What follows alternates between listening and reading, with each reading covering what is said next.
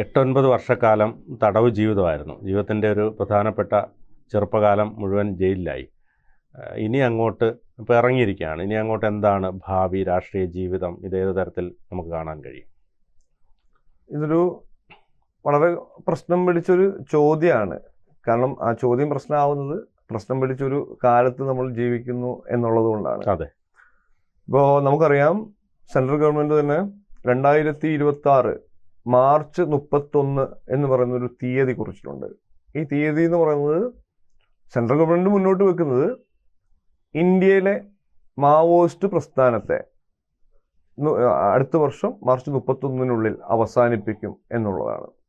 പക്ഷെ പ്രശ്നം എന്താണെന്ന് വെച്ച് കഴിഞ്ഞാൽ, ഇത് മാവോയിസ്റ്റ് പ്രസ്ഥാനത്തിനുള്ള മരണമണിയല്ല.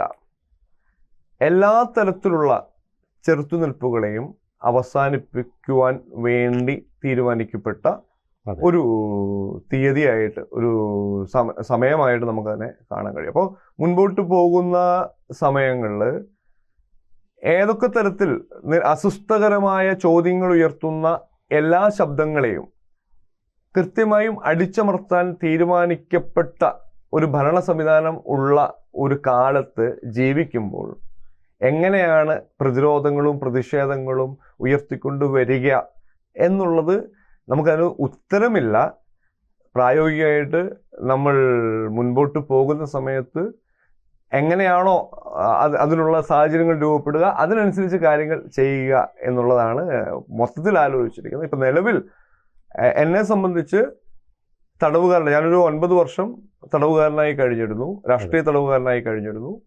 അപ്പോൾ ഈ നിലവിൽ കേരളത്തിലും ഇന്ത്യ ഒട്ടാകെയും രാഷ്ട്രീയ തടവുമായിട്ട് ബന്ധപ്പെട്ടിട്ടുള്ള ആ ഒരു അത് വളരെ സമൂഹത്തിൽ നിന്നും അത്തരം ചർച്ചകൾ പരിപൂർണമായിട്ട് ഒഴിവാക്കപ്പെട്ടിരുന്നു. കഴിഞ്ഞൊരു 20-30 വർഷമായി കേരളീയ സമൂഹത്തിൽ ജയിൽ, തടവറകളും തടവുകാരെ കുറിച്ചുമുള്ള ചർച്ചകൾ പരിപൂർണമായിട്ട് മാറ്റിവെക്കപ്പെട്ടിരുന്നു. അപ്പോൾ അത് തിരിച്ചു കൊണ്ടുവരേണ്ടത് അടിയന്തര ആവശ്യമാണ് എന്ന് വ്യക്തിപരമായിട്ട് എൻ്റെ അനുഭവങ്ങളിലൂടെ കടന്നു പോകുമ്പോൾ ഞാൻ മനസ്സിലാക്കുന്നു. ഇപ്പോൾ പുറത്തു വരുന്ന സമയത്ത് എന്നെ പോലെ സമാനമായ അനുഭവത്തിലൂടെ കടന്നു പോകുന്ന നിരവധി ആളുകളെ കണ്ടുമുട്ടുന്നു. അപ്പോൾ സ്വാഭാവികമായിട്ടും ഇപ്പോൾ ജസ്റ്റിസ് ഫോർ പ്രിസണേഴ്സ് എന്ന് പറയുന്ന ഒരു പ്ലാറ്റ്ഫോം നമ്മൾ രൂപപ്പെട്ടു വരുന്നുണ്ട്. അതിനകത്ത് ഭരണകൂടത്തിൻ്റെ ഓപ്പറേഷനെതിരെ നിലപാടെടുക്കാൻ കഴിയുന്ന എല്ലാ തരത്തിലുള്ള ആളുകളെയും ഉൾക്കൊള്ളിച്ചുകൊണ്ടാണ് ആ പ്ലാറ്റ്ഫോം മുന്നോട്ട് പോകുന്നത്. അതിൻ്റെ ഭാഗമായിട്ട് ഇന്ന് സംസ്ഥാനത്തെ ജയിലുകളിൽ നടക്കുന്ന എല്ലാ തടവുകാർക്കും നേരിടുന്ന നിയമലംഘനങ്ങളും അനീതികളും ആർത്തിലേക്ക് ചോദ്യം ചെയ്യുകയും അതിനെ പൊതുസമൂഹത്തിൻ്റെ മുൻപിലേക്ക് ഈ വിഷയങ്ങൾ കൊണ്ടുവരികയും ചെയ്യുന്ന ഒരു കാര്യത്തിലാണ് നിലവിൽ ഏർപ്പെട്ടിരിക്കുന്നത്. അപ്പോൾ അതുകൂടാതെ നമ്മൾ മുൻപോട്ട് പോകുന്ന സമയത്ത് ഏതൊക്കെ മേഖലയിലാണോ നമുക്ക് ഈ പറയുന്ന നമ്മൾ ഇടപെടേണ്ടത്, അല്ലെങ്കിൽ ഏതൊക്കെ മേഖലയിലാണ് ജനങ്ങളുടേതായിട്ടുള്ള ഒരു പ്രതിഷേധവും ഒരു റെസിസ്റ്റൻസും ഉയർത്തിക്കൊണ്ടുവരേണ്ടത്, അവിടെയൊക്കെ ഇടപെട്ടുകൊണ്ട് മുന്നോട്ട് പോകണം എന്നുള്ള തരത്തിൽ തന്നെയാണ് കാര്യങ്ങൾ ആഗ്രഹിക്കുന്നത്, ആലോചിക്കുന്നത്.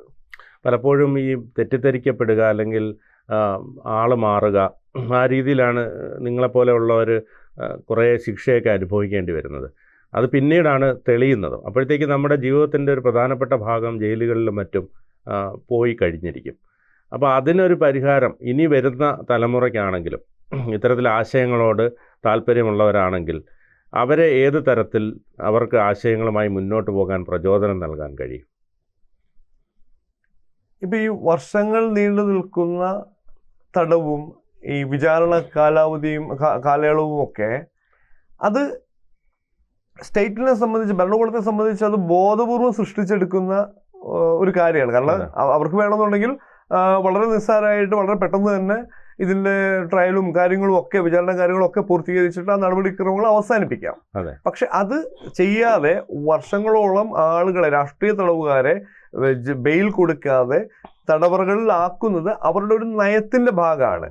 അപ്പൊ അത് മാറുക എന്ന് പറയുന്നത്, അതിനൊരു മാറ്റം വരിക എന്ന് പറയുന്നത് പൊതുസമൂഹത്തിൽ ഇതിനെതിരെ ഉയർന്നു വരുന്ന ശക്തമായ ഒരു അഭിപ്രായ രൂപീകരണത്തിൻ്റെയും ആ തരത്തിലേക്കുള്ള ഒരു ആവശ്യം പൊതുസമൂഹത്തിൽ ചർച്ച ചെയ്ത് പൊതുസമൂഹത്തിന്റെ ഭാഗമായിട്ട് ആ ആവശ്യങ്ങൾ ഉയർന്നു വരുന്നതിന്റെ ഭാഗമായിട്ടാണ് ഈ അവസ്ഥയ്ക്ക് മാറ്റമുണ്ടാവുക. നമുക്കറിയാം, മുൻപ് ജലദ്രോഹകരമായ ഇപ്പോൾ UAP പോലെ തന്നെ മുൻപ് പൊടയും തടയും ഒക്കെ നമ്മളെ സമൂഹത്തിൽ നിലനിന്നിരുന്നു.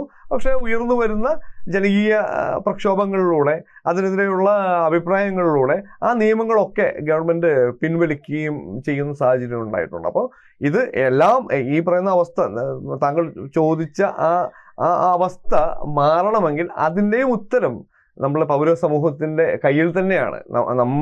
നമ്മൾ ഇതൊരു പ്രശ്നമായിട്ട് തിരിച്ചറിയുകയും ഇതിനെതിരെയുള്ള ചോദ്യം ചെയ്യലുകൾ ഉയർന്നു വരികയും ചെയ്യുമ്പോൾ മാത്രമാണ് ഈ പറയുന്ന വർഷങ്ങൾ നീണ്ടു നിൽക്കുന്ന തടവ്, വിചാരണ തടവ് എന്ന് പറയുന്ന ഒരവസ്ഥ മാറുകയുള്ളൂ.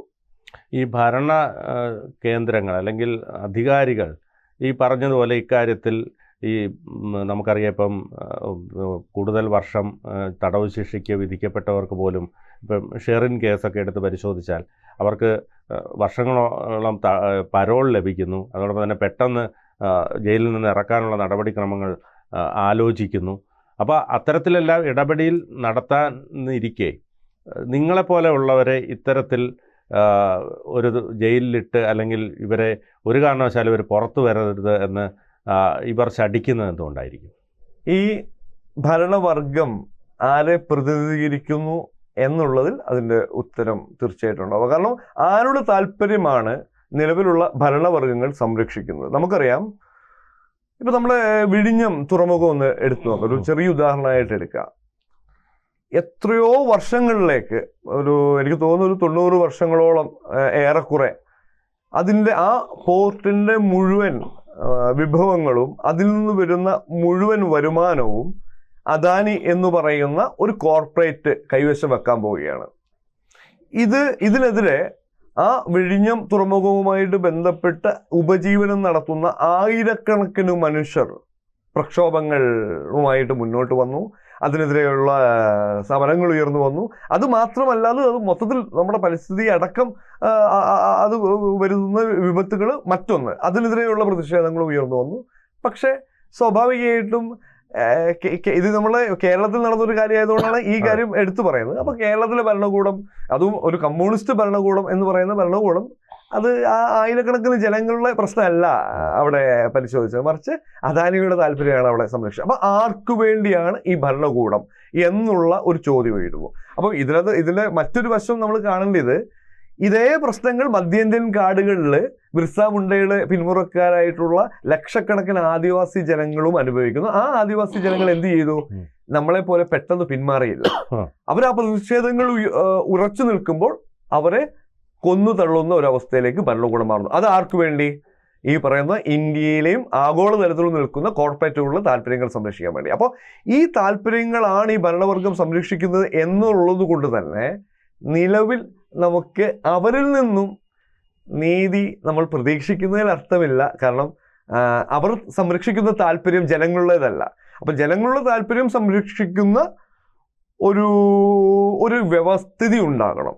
ആ തരത്തിലേക്കുള്ള താല്പര്യങ്ങൾ ഉള്ള ഒരു ഭരണകൂടം ഉയർന്നു വരണം. അപ്പോൾ അത് ജനങ്ങളുടെ ഭരണകൂടമായിട്ട് അത് മാറുമ്പോഴാണ് ഭരണകൂടത്തിൽ നിന്ന് നമുക്ക് നീതി പ്രതീക്ഷിക്കാൻ പറ്റും. നിലവിൽ അത് ജനങ്ങളുടെ താല്പര്യങ്ങൾ സംരക്ഷിക്കുന്ന ഭരണകൂടമായിട്ട് ഞാൻ മനസ്സിലാക്കുന്നില്ല. അത് മൊത്തം സമൂഹവും അതെങ്ങനെ മനസ്സിലാക്കും, അത് ആ തരത്തിലേക്ക് തന്നെയായിരിക്കും അനുഭവങ്ങൾ നമ്മൾ ഈ പറയുന്ന ഇത്തരം ഉദാഹരണങ്ങളിലൂടെ നമ്മളെ പഠിപ്പിക്കുന്നതെന്നാണ് എനിക്ക് തോന്നുന്നത്. ഓക്കെ, കൂടുതൽ വാർത്തകളും വിശേഷങ്ങളും നിങ്ങളിലേക്ക് എത്താൻ ABC മലയാളം സബ്സ്ക്രൈബ് ചെയ്യുക, ബെൽ ബട്ടണും അമർത്തുക.